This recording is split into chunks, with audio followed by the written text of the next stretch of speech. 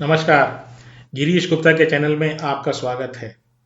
जब भी आप और हम किसी मॉल में जाते हैं तो वहाँ की जो आबो हवा है, ठंडी ठंडी हवा जो वहाँ अंदर जाने पर महसूस होती है, तो हम मॉल की तारीफ तो अवश्य करते हैं।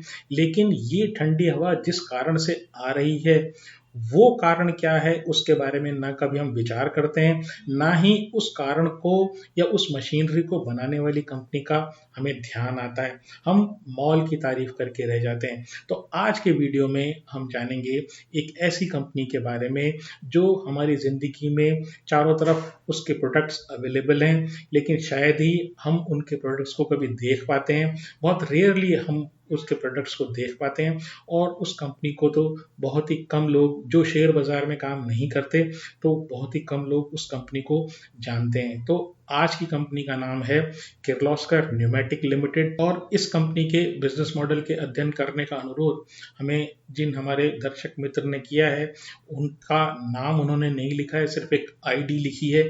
उनके आईडी से मैसेज आया, लेकिन उनकी आईडी से उनका नाम जाहिर नहीं हो रहा है।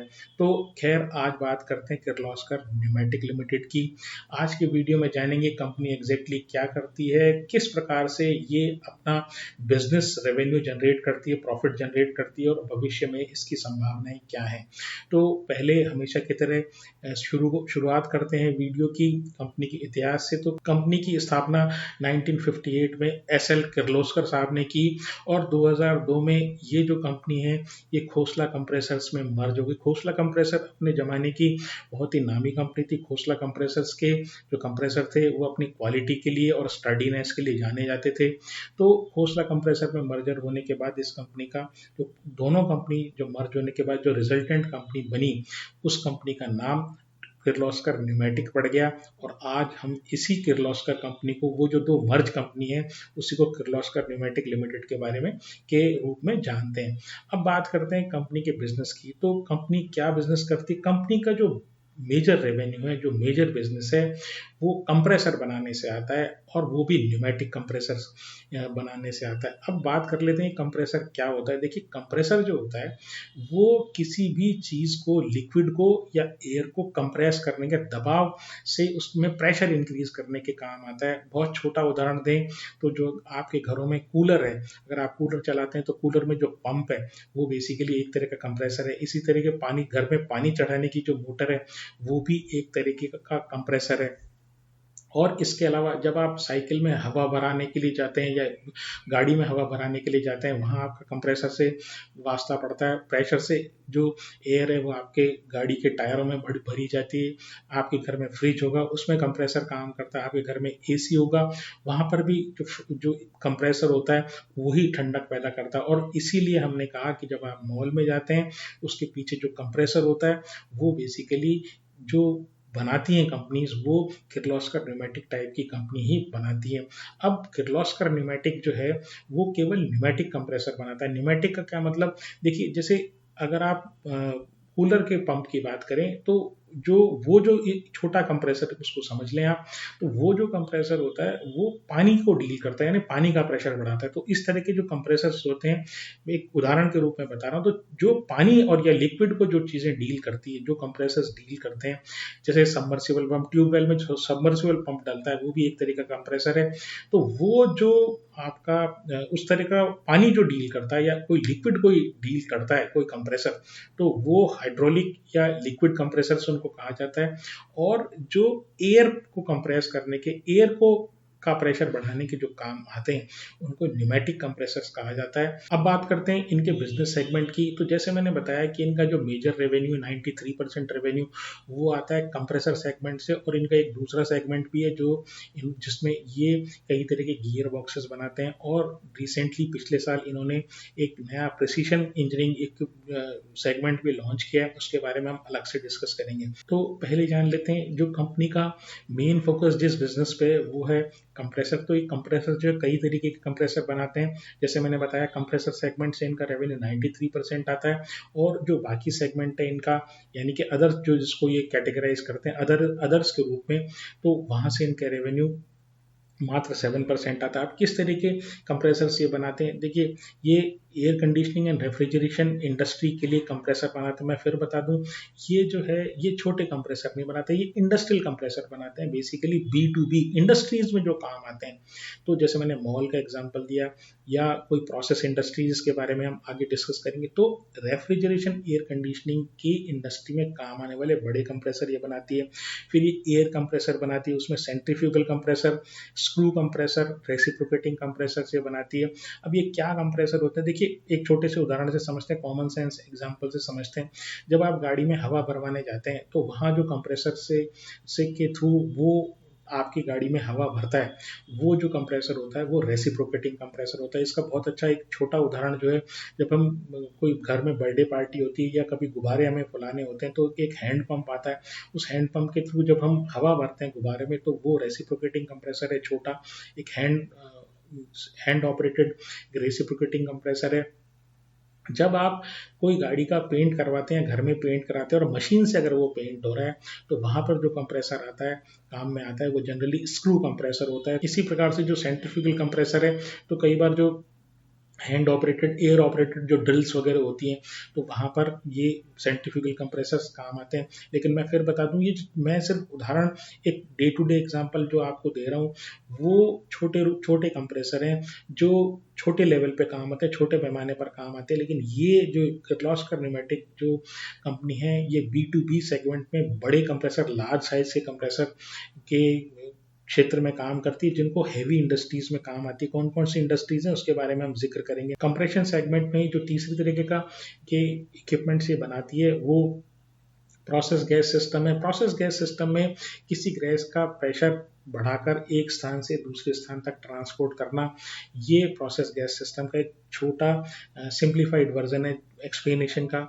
तो हमने कई वीडियोस बनाए सिटी गैस डिस्ट्रीब्यूशन सिस्टम के बारे में, तो वहाँ हमने बताया कि एक एंड से गैस आती है, जब सिटी में गैस प्रवेश करती है पाइपलाइंस के थ्रू, तो वहाँ पर उसको कंप्रेस किया जाता है और कंप्रेस करके डिफरेंट प्रेशर्स पर जैसे जैसे रिक्वायर्ड होती है, जैसे CNG के रिक्वायरमेंट है या LPG के रिक्वायरमेंट है या PNG के रिक्वायरमेंट है, तो अलग अलग प्रेशर्स पे इनके रिक्वायरमेंट होती है।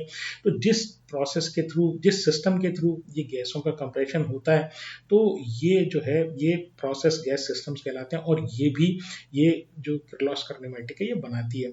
अब जो दूसरा सेगमेंट है जहाँ से रेवेन्यू इनका बहुत कम आता है, 7% रेवेन्यू आता है, वो है अदर्स में। और अदर्स में बेसिकली ये ट्रांसमिशन सिस्टम्स बनाते हैं। अब ट्रांसमिशन सिस्टम्स क्या होता है, तो बड़ी इंडस्ट्रीज के लिए जो गियर्स और गियर बॉक्सेस, तो जैसे हमारे स्कूटर में, कार में गियर्स होते हैं, वो ऑटोमोबाइल गियर्स होते हैं, तो उनको जो जनरली बनाने वाली कंपनीज होती है वो ऑटोमोबाइल गियर बनाने वाली छोटी कंपनीज होती है। लेकिन ये किर्लोस्कर न्यूमेटिक बनाती है, ये बड़ी इंडस्ट्रीज के लिए बड़े गियर्स और बड़े ट्रांसमिशन सिस्टम बनाती है। ट्रांसमिशन सिस्टम का मतलब गियर बॉक्स, गियर का मतलब एक सिंगल गियर। तो गियर भी बनाती है, गियर बॉक्स भी बनाती है। अब किन इंडस्ट्रीज के लिए बनाती है, तो मेजरली ये लोकोमोटिव यानी कि रेलवे के लिए गियर बॉक्सेस और transmission gears and transmission systems बनाती है। इसके अलावा इन्होंने अभी डिफेंस के क्षेत्र में भी जो गियर बॉक्स जो होते हैं, बड़ी मशीनरी के लिए जो गियर बॉक्सेस होते हैं, उनके क्षेत्र में भी कदम रखा है। इसके अलावा जो प्रिसीजन इंजीनियरिंग सेगमेंट इन्होंने लास्ट ईयर शुरू किया, उसमें फोर्जिंग और कास्टिंग वाले पार्ट्स भी बनाते हैं। अब जैसे मैंने बताया कि ये एक B2B बिजनेस है। आपके और हमारे काम के जो कंप्रेसर होते हैं, जैसे मान लीजिए आपको जरूरत पड़ गई किसी AC में या किसी रेफ्रिजरेटर में कंप्रेसर खराब हो गया, तो उसके जो कंप्रेसर अगर आप मांगेंगे तो किर्लोस्कर कंप्रेसर नहीं मिलेंगे। तो बेसिकली B2B इंडस्ट्रियल कंप्रेसर्स ये बनाते हैं। अब बनाते किस प्रकार से हैं, इनकी खुद की R&D यूनिट्स हैं, और इनकी R&D की खास बात ये है कि ये लगातार नए नए इनोवेशंस करते हैं। और इस साल मतलब पिछले साल जो है FY 25-26 में इन्होंने 57 IP इंटेलेक्चुअल प्रॉपर्टी के जो पेटेंट्स हैं वो फाइल किए हैं। और टोटल इस प्रकार से इन्होंने अभी तक अपनी लाइफ में 128 जो इंटेलेक्चुअल प्रॉपर्टी IPs जो है वो फाइल कर चुके हैं। अब ये जितने भी IPs हैं, इनसे फ़ायदा ये है कि ये जितने भी प्रोडक्ट्स ये बना रहे हैं, ये इंपोर्ट सब्स्टिट्यूशन प्रोडक्ट हैं। यानी कि पहले जिस तरह की मशीनरी, जिस तरह के कंप्रेशन सिस्टम भारत से वो भारत की कंपनीज भारत में जब रिक्वायरमेंट हुआ करती थी वो इंपोर्ट किए जाते थे उनकी जगह। अब इन्होंने स्वदेशी टेक्नोलॉजी से उस चीज़ को डिज़ाइन एंड मैन्युफैक्चर कर दिया है, और इस कारण से जो मार्जिन है इनका, क्योंकि जो जितना भी कॉम्प्लिकेटेड प्रोडक्ट होगा, जितना इंपोर्ट सब्सटीट्यूशन वाला प्रोडक्ट होगा, उतना ही उस पर्टिकुलर प्रोडक्ट में मार्जिन ज़्यादा होता है। तो इस कारण से इस तरह के जो आईपी वाले प्रोडक्ट्स हैं, इनसे इनको डबल फायदा होता है। तो एक तरीके से तो फॉरेन एक्सचेंज की तो बचत होती ही होती है, दूसरी बात ये कि इनका मार्जिन भी एक्सपेंड होता है। अब ये रॉ मटेरियल की बात करें तो रॉ मटेरियल स्पेशल स्टील इनका रॉ मटेरियल है, और iron steel, ordinary steel, special steel और आयरन जो है ये मेजर इनका रॉ मटेरियल है। इनके थ्रू ये, जैसे मैंने बताया, ये डिज़ाइन खुद करते हैं अपने प्रोडक्ट्स को और फिर उसको मैन्युफैक्चर करते हैं। तो दो इनकी फैक्ट्रीज है, इनकी पुणे और नासिक में इनका मैन्युफैक्चरिंग प्लांट्स हैं, और वहाँ से ये भारत में लगभग 150 लोकेशंस पे जो इनके डिस्ट्रीब्यूटर और डीलर प्रेजेंट है, उनके थ्रू पूरे भारत में ये डिस्ट्रीब्यूट करते हैं। भारत में 150 इनके डीलर्स और डिस्ट्रीब्यूटर हैं, वो इनकी आफ्टर सेल सर्विस तो देखते ही देखते हैं, साथ ही साथ सेल्स और मार्केटिंग सर्विसेज है वो भी देखते हैं। इसके अलावा इनका मिडिल ईस्ट में एक ऑफिस है, सेल्स वाला ऑफिस है केवल, और वहाँ से ये जो मिडिल ईस्ट वाला एरिया, दुबई में इनका बेसिकली ऑफिस है, तो वहाँ से मिडिल ईस्ट में जो ऑयल एंड गैस इंडस्ट्रीज है उनकी रिक्वायरमेंट के लिए जो कंप्रेसर्स होते हैं, तो उनको कैटर करने के लिए वो ऑफिस से ये ऑफिस के थ्रू ये ऑर्डर्स जो है रिसीव करते हैं। अब किन किन इंडस्ट्रीज को ये सर्व करते हैं, तो देखिए कंप्रेसर ऑलमोस्ट सभी इंडस्ट्रीज में काम आते हैं। तो इनके जो कंप्रेसर हैं वो oil and gas, power, cement, steel, automobile, textile, refinery, city gas distribution system, cold storage, food, और इसके अलावा जैसे मैंने बताया जो इनके प्रिसीजन इक्विपमेंट वाला जो सेगमेंट है, वहाँ से ट्रांसमिशन या गियर बॉक्स जो ये बनाते हैं वो काम आते हैं रेलवे और डिफेंस वाले एरिया में। अब बात करते हैं इनके ऑर्डर बुक की, तो 1 अप्रैल 2026 को जो इनकी ऑर्डर बुक थी वो 1863 करोड़ रुपए की थी, 1863 करोड़ की। इसमें से जो 500 करोड़ की ऑर्डर बुक है वो नेक्स्ट ईयर यानी इस साल के बाद वाले साल FY27 में वो वो पूरी की जाएगी, और जो बाकी 1363 करोड़ 1363 करोड़ की जो ऑर्डर बुक है वो इस साल में पूरी करेगी। तो ये पूरी ये करेंगे तो 1363 करोड़ का रेवेन्यू ऑलमोस्ट इनका, अगर ये ऑर्डर बुक अपनी पूरी कर देते हैं या ऑर्डर ये पूरा कर देते हैं, तो 1363 करोड़ का रेवेन्यू कहीं नहीं गया। अब FY25-26 यानी लास्ट फाइनेंशियल ईयर में जो इनकी परफॉर्मेंस थी उसकी बात करें, तो पहली चीज़ तो ये कि इन्होंने उस ईयर में सबसे ज़्यादा यानी पूरे अपनी हिस्ट्री में सबसे ज़्यादा और बड़ी ऑर्डर बुकिंग की 2000 करोड़ की, और इस प्रकार से इनका जो रेवेन्यू था वो भी इस अपनी हिस्ट्री में हाईएस्ट था। तो 1786 करोड़ का 1786 करोड़ का इन्होंने रेवेन्यू क्लॉक किया। इसी प्रकार से इन्होंने अपना हाईएस्ट डिविडेंड जो है अमाउंट के टर्म में तो इन्होंने डिक्लेयर किया, वो ₹12 का डिविडेंड भी इन्होंने डिक्लेयर किया।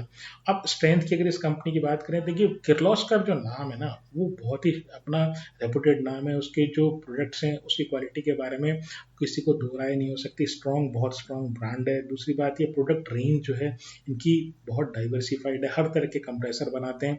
दूसरी बात ये हर तरह की इंडस्ट्री को केटर करते हैं, कस्टमाइज सोल्यूशन प्रोवाइड करते हैं, और बहुत ही स्ट्रॉन्ग इनका after sale service, sales and marketing network, और उसके बाद आफ्टर सेल सर्विस जो इनका नेटवर्क है ना वो बहुत ही विशाल है। अब वीकनेस की बात करें तो पहली चीज तो ये कि ये जो है जो डील करते हैं ये B2B सेगमेंट में डील करते हैं, और B2B सेगमेंट की एक बड़ी प्रॉब्लम ये है कि इंडस्ट्री की जो डिमांड है, अगर इंडस्ट्रियल ग्रोथ होगी या इकोनॉमी में ग्रोथ होगी और इंडस्ट्री में ग्रोथ होगी तो इनके प्रोडक्ट की डिमांड बढ़ेगी और इनकी परफॉर्मेंस अच्छी आएगी, क्योंकि ये अपने यूजर इंडस्ट्री के ऊपर डिपेंडेंट है। दूसरी चीज़ ये जो ऑलरेडी एस्टेब्लिश्ड जो मल्टीनेशनल कंपनीज हैं जैसे एटलस कॉपको हुई या इंगरसोल रैंड हुई, इस तरह के जो कंप्रेसर, बड़े कंप्रेसर बनाने वाली जो कंपनीज है, इनको इनको टफ कंपटीशन देती है। और तीसरी चीज़ ये कि जो रॉ मटेरियल का जो फ्लक्चुएशन है वो इनको परेशान कर सकता है, क्योंकि इनका जो मेजर रॉ मटेरियल जैसे मैंने बताया iron steel and special steel है। मार्केट कैप की बात करें तो 11,900 करोड़ का इनका मार्केट कैप है और जो आरओई है बहुत ही अच्छा आरओई है 23% का। डेट टू इक्विटी जीरो है, जीरो डेट है, कैश रिच कंपनी है और जो पीई है 44 का थोड़ा सा एलिवेटेड है। 3 साल की सेल की बात करूं तो 12% साल दर साल बढ़ी है। अगर 3 साल की प्रॉफिट की बात करूं तो 36% साल दर साल बढ़ा है। प्रमोटर के पास 39% है, 1% कम हुआ है पिछले क्वार्टर के कंपैरिजन में। जो एफ है वहां पर उनके पास 10% है, 3% एफ ने पिछले क्वार्टर के कंपैरिजन में खरीद किया, उनका शेयर बढ़ा है। एफ का जो स्टेक है 26% है, 2% घटा है पिछले क्वार्टर के कंपैरिजन में। और जो पब्लिक के पास है वो 25% है, ये भी लगभग 2% घटा है पिछले क्वार्टर के कंपैरिजन में। तो अगर वीडियो को समराइज करूं तो इंडियन कंपनी, कंप्रेसर बनाने वाली कंपनी, बढ़िया ब्रांड मार्का, डेट फ्री कंपनी, ये जो कंपनी है ये आगे ग्रोथ की बड़ी संभावनाएं इस कंपनी में है। बट बात ये है कि ये डिपेंड करती है इंडस्ट्रियल एक्टिविटी के ऊपर। अगर इंडस्ट्रियल एक्टिविटी चलेगी तो कंपनी चलेगी, इंडस्ट्रियल एक्टिविटी नहीं चलेगी तो इनको प्रॉब्लम आती है। तो हालांकि ये अपने प्रोडक्ट्स में लगातार इनोवेशन कर रहे हैं, कॉस्ट कटिंग जो है कैसे उस प्रोडक्ट की कॉस्ट कम की जाए और किस तरीके से इनोवेटिव प्रोडक्ट इंडियन कंडीशन के हिसाब से दिया जाए, तो इस तरह के काम ये कर रहे हैं। लेकिन फिर भी किसी भी शेयर को खरीदते बेचते समय आप मेरे फ्रेमवर्क को ध्यान रख सकते हैं, लेकिन मेरी इस शेयर में या किसी अन्य शेयर में खरीदने या बेचने की कोई राय नहीं है। कृपया अपने फाइनेंशियल एडवाइजर से अवश्य पूछें। आज के लिए इतना ही। अगर आपको मेरा प्रयास पसंद आया हो तो चैनल को सब्सक्राइब करें, वीडियो को लाइक करें और शेयर करें। नमस्कार, धन्यवाद, जय हिंद।